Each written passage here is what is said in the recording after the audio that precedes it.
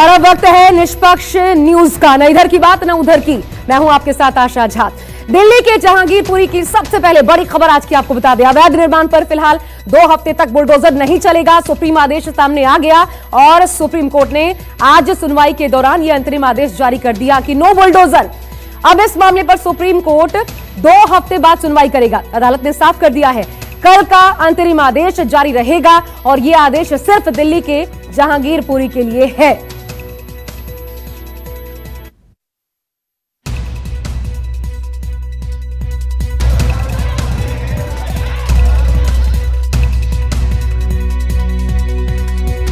ये गैर कानूनी, संविधान विरोधी, कानूनी विरोधी था। सुप्रीम कोर्ट के आदेश के बावजूद जहांगीरपुरी में बुलडोजर की ध्वंस लीला जारी रहने को लेकर अदालत ने गहरी नाराजगी का इजहार किया है। सुनवाई के दौरान सुप्रीम कोर्ट ने एमसीडी से कई तीखे सवाल दागे, तो साथ ही ये भी तय कर दिया कि जहांगीरपुरी में फिलहाल कोई तोड़फोड़ नहीं होगी, यथास्थिति बरकरार रहेगी और अगली सुनवाई 2 हफ्ते बाद होगी। अगले 2 हफ्ते तक जहांगीरपुरी में स्टेटस को रहेगा, मतलब कि एमसीडी की कार्रवाई नहीं होगी, कोई बुलडोजर नहीं चलेगा। लेकिन उस स्टेटस को में एक और संदेश छुपा है, एक और दर्द छुपा है कि जहांगीरपुरी की तस्वीरें अगले 2 हफ्ते तक कम से कम इसी तरह रहेंगी।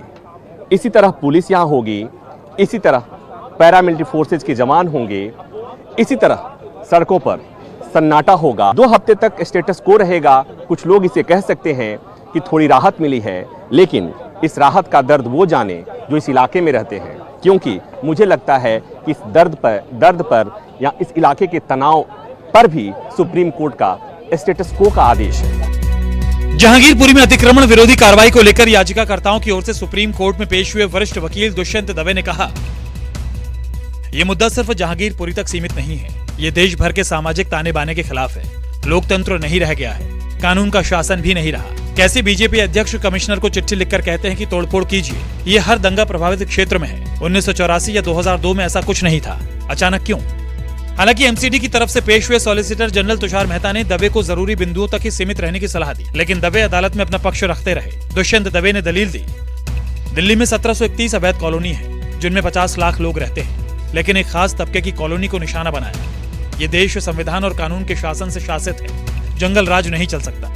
सैनिक फार्म जैसी पॉश जगह है, लेकिन सरकार घरों को तोड़ रही है, केवल एक समुदाय को टारगेट कर रही है। बीजेपी अध्यक्ष की चिट्ठी देश के हालात की दुखद कमेंट्री है। सुनवाई के दौरान एमसीडी का पक्ष रख रहे सॉलिसिटर जनरल तुषार मेहता ने अतिक्रमण विरोधी कार्रवाई का बचाव किया, तो साथ ही कार्रवाई के लिए नोटिस को अनिवार्य बताने वालों पर भी सवाल उठाया। मेहता ने कहा, मैं आपको कई उदाहरण दे सकता हूं जब नोटिस की जरूरत नहीं होती है और अवैध ढांचे के लिए नोटिस दिए गए। ट्रेडर्स पिछले साल हाईकोर्ट गए और कोर्ट ने खुद विध्वंस का आदेश दे दिया। ये एक पैटर्न बन चुका है, इसलिए व्यक्तियों के कोर्ट आने की बजाय संगठन आगे आ जाते हैं। नोटिस में निर्माण सामग्री पर कुछ भी लागू नहीं होता है।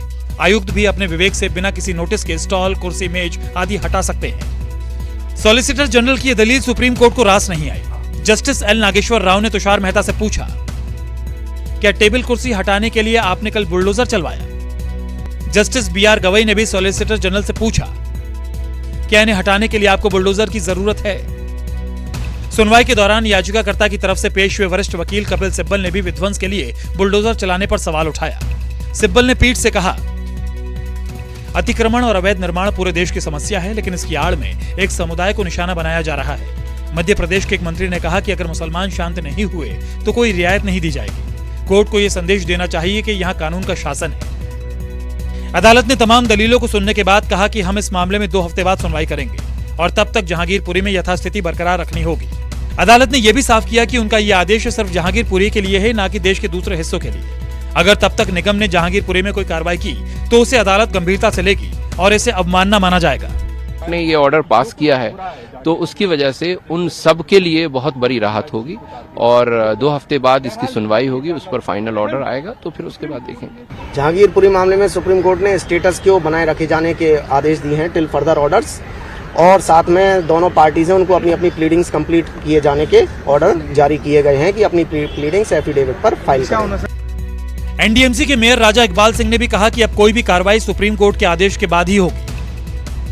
माननीय सुप्रीम कोर्ट का जो भी आज आदेश आया, म्युनिसिपल कॉर्पोरेशन ऑफ दिल्ली पूर्ण रूप से उस आदेश का पालन करेगी और साथ ही साथ मैं ये नॉर्थ एमसीडी के सभी लोगों को ये आग्रह भी करता हूं, अपील भी करता हूं कि एमसीडी अपना काम करती रहेगी। जिन लोगों ने जो सरकारी जमीनों पे अवैध कब्जे कर रखे हैं या इलीगल कंस्ट्रक्शन कर रखी है, उनको हम चिन्हित करेंगे और उनको आगे भी हम नोटिस देंगे और उन पर कार्रवाई होती रहेगी। बुलडोजर पर सुप्रीम कोर्ट के ब्रेक के बाद सियासी नेताओं के सुर भी बदले बदले से दिखाई दे रहे हैं। विपक्षी नेता कोर्ट के फैसले से उत्साहित दिख रहे हैं, तो वहीं सत्ताधारी नेता बैकफुट पर नजर आ रहे हैं।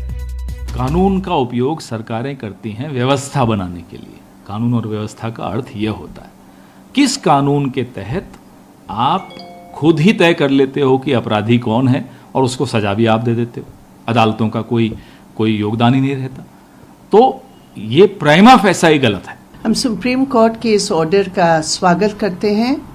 सुप्रीम कोर्ट ने अन्याय का बुलडोजर, गैर संवैधानिक बुलडोजर, जनवाद को कुचलने का बुलडोजर को फिलहाल रोका है। मैं समझता हूं कि माननीय सर्वोच्च न्यायालय ने कल की उनकी पहली सुनवाई और उसके तत्पश्चात हुई कार्रवाई एक गंभीर संदेश देती है, चिंताजनक संदेश देती है।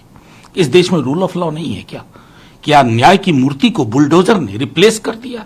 हम माननीय सुप्रीम कोर्ट के निर्देश का सम्मान करते हैं, इसलिए जो 14 दिन के लिए एक स्टे लगा है इलीगल इंक्रोचमेंट हटाने को, उसको हम बिल्कुल मान रहे हैं। लेकिन बुलडोजर रुकेगा नहीं, बुलडोजर फिर चलेगा। जहांगीरपुरी में अतिक्रमण विरोधी अभियान फिर कब शुरू होगा ये तो किसी को नहीं मालूम, लेकिन अगले 2 सप्ताह तक बुलडोजर पर ब्रेक जारी रहेगा। प्रभाकर मिश्रा, दिल्ली, न्यूज़ 24। नमस्कार, मैं हूं मानक गुप्ता। अगर आपको हमारा ये वीडियो पसंद आया हो तो इसे लाइक और शेयर जरूर करें, और हां, हमें सब्सक्राइब और फॉलो करना ना भूलें ताकि आप देश और दुनिया की कोई खबर मिस ना करें। तो जुड़े रहिए हमारे साथ और देखते रहिए न्यूज़ 24।